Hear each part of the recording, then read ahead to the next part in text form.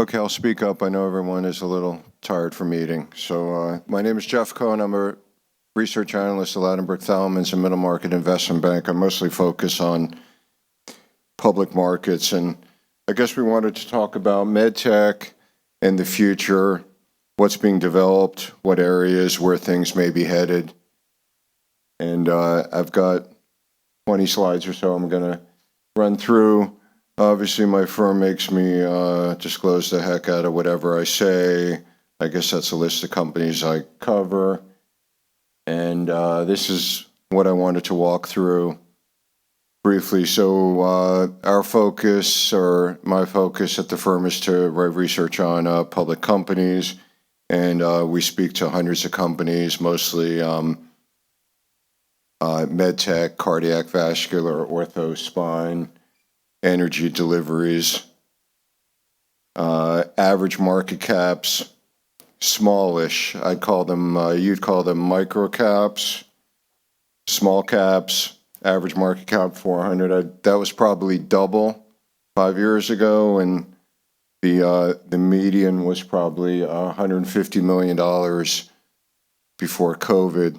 COVID took a lot of the wind out of valuations, as we all know.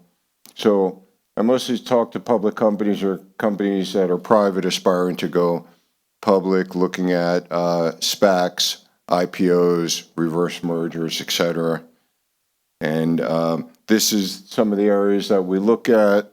As I said, cardiac, vascular, ortho, spine, energy deliveries, regenerative, robotics, aesthetics, genomics, etc. So performance. What this doesn't show, this is a 3-year chart. You can't see the dip from March 2020. I think everyone recalls what happened. It seemed like the world was ending over that month, and we've kind of accelerated back. I think the back half of 21 was very robust.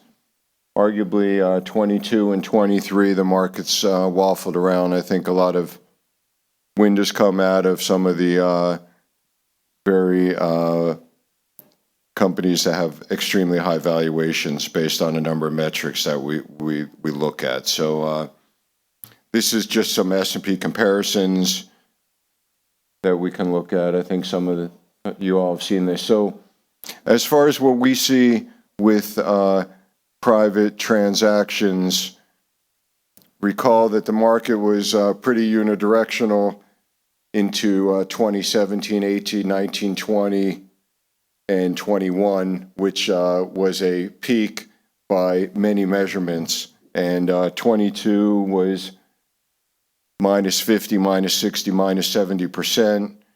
And it looks like 23 is matching 22 thus far. I guess you can make the case that we're working in a bottom to the marketplace. So these are total transaction volumes that increase and then subsequently decrease. This is both US and EU. Again, a peak at 21 and just almost a free fall, at least in the public markets, into 22. And certainly 23 is a continuation of 22 so far. There was some commentary before that were all helpful that activity picks up in 24, which I suppose I'm also optimistic about. Same thing here. This is in public land, 23 looking just like 22 year to date. No better, no worse, and still 4 months to go.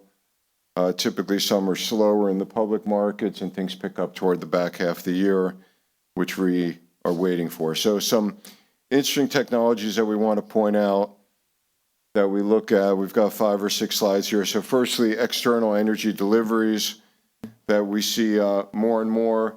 Some of you recognize some of these companies. MS and Stroke is Helios. Zynex is for pain. Strataskin has some laser delivery for psoriasis and vitiligo. Theranica, which I think Amoon has investment. Theranica, who's here. You recognize that. There's a couple other devices there. Orthofix and Bioventus are treating the skeletal system, non-unions, fresh fractures, and Electrocore, which you'll see again. Their initial product focuses on migraine and cluster headache. So there's also a pickup dramatically in the consumer market. This is the cash market, as I call it. No hospitals involved, no reimbursement involved, and no insurance company involved. So you'll see Electrocore came out with a stress and sleep device called Truvaga. I think it's $300. It's powered up to operate for a limited number of sessions, and then it's dead. And some of the others work in a similar fashion. Some of you may have seen some of these. I did want to throw in a CZ, which I did buy one for my dog. So the relief band, Tivic was planning on purchasing the relief band, but obviously that didn't happen for a few reasons, mostly related to Tivic and their management team. So more and more in diagnostics and genomics that we're seeing. We cover a few of these companies, and we're going to see more of this. There is a trend to bring diagnostic testing and genetic testing to your home, or to make it cheaper, faster. I think folks are familiar with sending in a sample, even in the mail, with a 23andMe and getting some genetic analysis. And there's a few that we cover and that we talk to, such as Q Health, Co-Diagnostic. INBS is doing drug screening. It's a 10-minute test for 5 or 6 items, including painkillers, barbiturates, marijuana, etc. That's being used on site. And some of these devices are also morphing into other areas. Case of Lumira, with 20,000+ units out there. They have been pretty busy with COVID testing during the back half of 2020, 21, and 22, and that fell off a cliff again. So they're back to where they were in 2019, which is developing more and more tests that they're launching for a number of conditions, HbA1c, D-dimer, etc., CRP. I've shown some robotics before. There's 80+ robotic companies, some interesting ones that are kind of off the beaten path. Venus Concept has about a $30 million business in hair restoration. Loom is professing to do eyelash extensions. They have 3 or 4 units out there, and they claim last week that they have pre-orders for 116, which is another long story. And Neosis does dental implants. Company's been around about a decade. And then finally there you'll see Momentus, which is a Israeli company formerly known as Mimic. In the aesthetic market, more and more innovations, more and more energy deliveries across a number of areas. Venus Concept has a number of introductions last year.